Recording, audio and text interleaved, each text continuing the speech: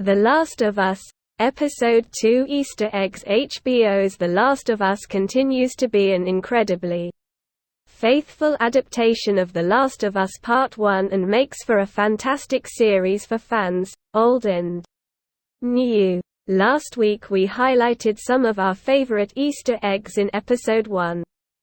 We'll be looking at Episode 2's Easter eggs and spotlighting some fun details you might have missed. Let's jump in and analyze The Last of Us Episode 2, Unquote. Infected. Unquote. Company creator Neil Druckmann directed this episode of The Last of Us, so we can expect a ton of nods to the original game. One of our favorite types of Easter eggs is homages to the games, and Druckmann delivered those in spades. Our first big one is when Ellie, Joel, and Tess are making their way through the city. As they're walking on the rooftops, Joel asks Ellie if the outside world is everything she hoped for when she simply replies, "The jury's still out, but you can't deny that view." This wholesome encounter between Joel and Ellie is one of the first moments where the two are honest with each other, and the show captures it beautifully. It's a small scene, but it highlights the HBO team's reverence for the original game. We have plenty of these moments throughout this episode, especially towards the end, where we meet our first clicker. As Tess, Ellie and Joel make their way through the quarantine zone, they encounter a flooded building. They need to get across, but Ellie is reluctant because she can't swim. Joel laughs because the water is knee-high. This small interaction is in reference to a major gameplay mechanic in The Last of Us Part 1 in the original game. Ellie can't swim, and it's up to Joel, and the player, to find a way for her to cross sections of the map. It was a tedious and, at times, frustrating process. The show pokes fun at this idea by having Ellie walk through the water without Joel's help. Related, The Last of Us Episode 2 recap.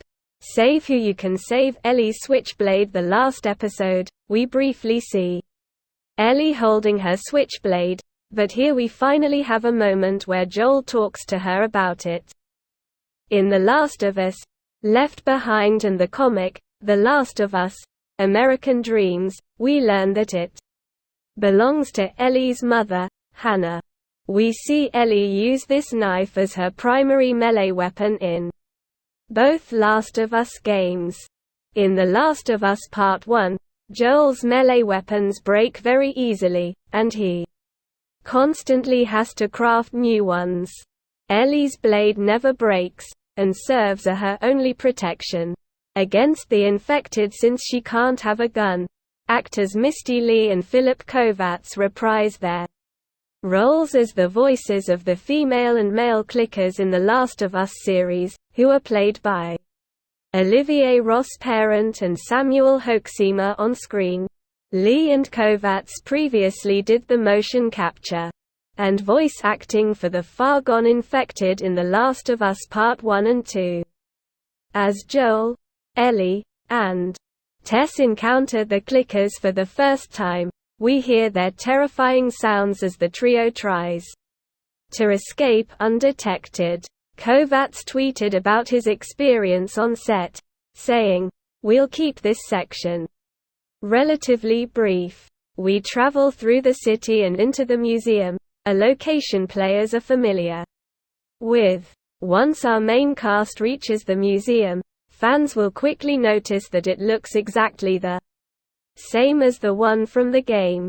This episode is largely based on the third chapter of The Last of Us Part 1, Unquote.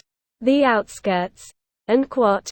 The trio makes their way to the museum, where Tess gets infected and ultimately sacrifices herself to buy Joel and Ellie more time.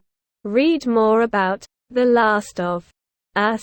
The Last of Us movie by Sam Raimi that never happened. Every character in The Last of Us series who is not in the games, The Last of Us, every zombie type explained, from runners to bloaters.